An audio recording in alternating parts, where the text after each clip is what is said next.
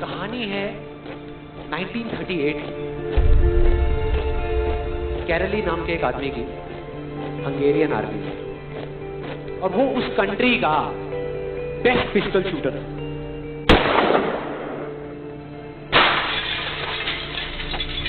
जितनी भी national championships हुई थी उस कंट्री में, उसको वो जीत चुका था। और सबको ऑलमोस्ट कंफर्म था कि 1940s में जो ओलंपिक्स होने वाले हैं उसमें गोल्ड मेडल केरली को ही मिलेगा। और उसने सालों से ट्रेनिंग करी थी। उसका एक ही सपना था, एक ही फोकस था कि मुझे अपने इस हाथ को दुनिया का बेस्ट शूटिंग हैंड बनाना है, बेस्ट बनाना है, बेस्ट बनाना है। और वो कामयाब हो गया, उसने बना लिया बेस्ट शूटिंग हैंड। सिर्फ 2 साल का फर्क। 1938 में एक आर्मी का ट्रेनिंग कैंप चल रहा था, क्योंकि वो आर्मी में था, तो एक एक्सीडेंट हो गया। उसके उसी हाथ में जिससे उसने गोल्ड मेडल जीतना था, उसमें एक हैंड ग्रेनेड फट गया और वो हाथ चला गया। जो उसका सपना था, जो फोकस था, सब खत्म।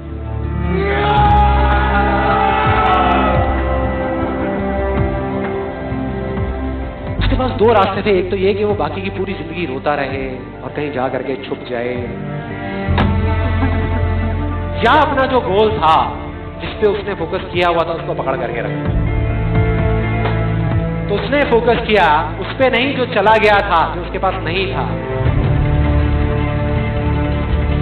उसने फोकस किया उस पे जो उसके पास था।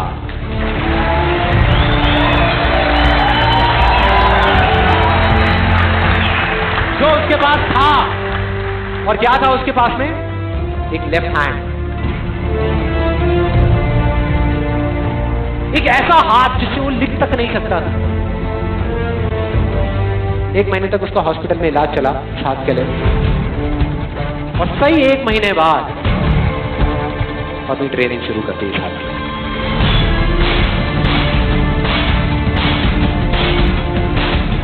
ट्रेनिंग के 1 साल बाद, मतलब कि 1939 में वो वापस आया।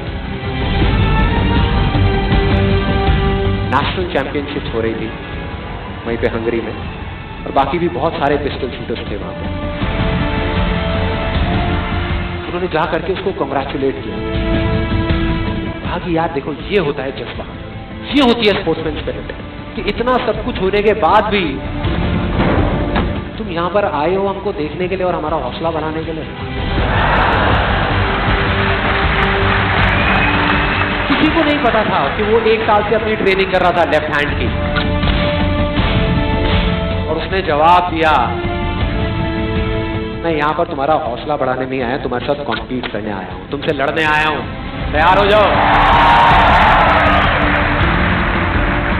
और कंपटीशन हुआ।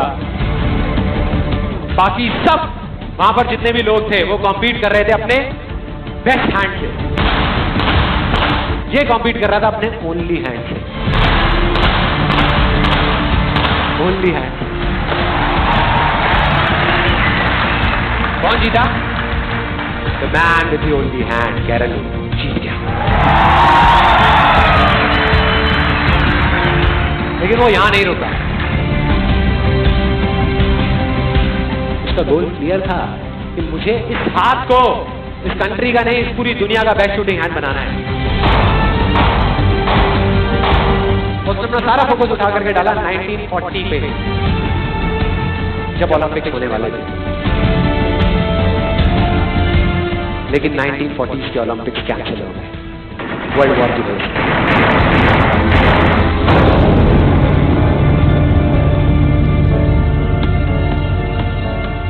उसने अपना सारा फोकस उठा करके कहां डाल दिया?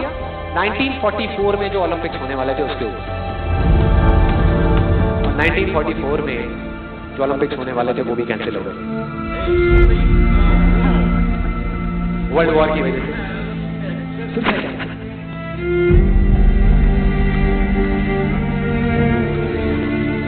उसने अपना सारा फोकस उठा करके डाल दिया 1948 के ओलंपिक्स।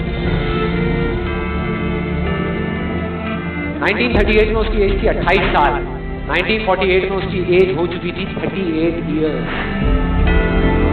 और जो यंगर जो प्लेयर्स आते हैं निकल करके, उनसे कॉम्पीट करना मुश्किल होता चला जाता है। लेकिन मुश्किल नाम का ये वर्ड था ही नहीं उसकी डिक्शनरी में। वो गया, पूरे वर्ल्ड के बेस्ट शूटर्स आए हुए थे जो अपने बेस्ट हैंड से कॉम्पीट कर रहे थे, और ये अपने ओनली हैंड से कॉम्पीट कर रहा था। और कौन जीता? The man with the only hand.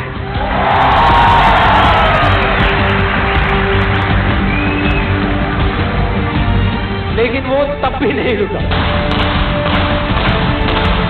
1952 Olympic, दोबारा कॉम्पीट किया उसने, और इस बार गोल्ड मेडल कौन जीता?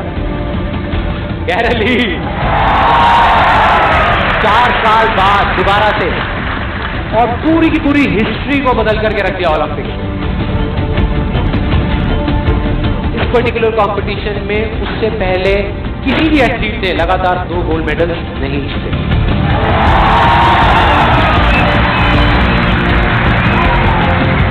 अब किसी भी लूजर के पास चले जाओ, उसके पास लिस्ट होगी बहानों की कि मैं इस वजह से फेल हुआ अपनी लाइफ में, इस वजह से मैं कुछ नहीं कर पाया। बहुत लंबी लिस्ट है। उसी तरह विनर के पास चले जाओ, उसके पास में 1000 वजह होगी वो ना करने की जो वो करना चाहता है, सिर्फ एक वजह होगी वो करने की जो वो करना चाहता है, और वो कर जाएगा।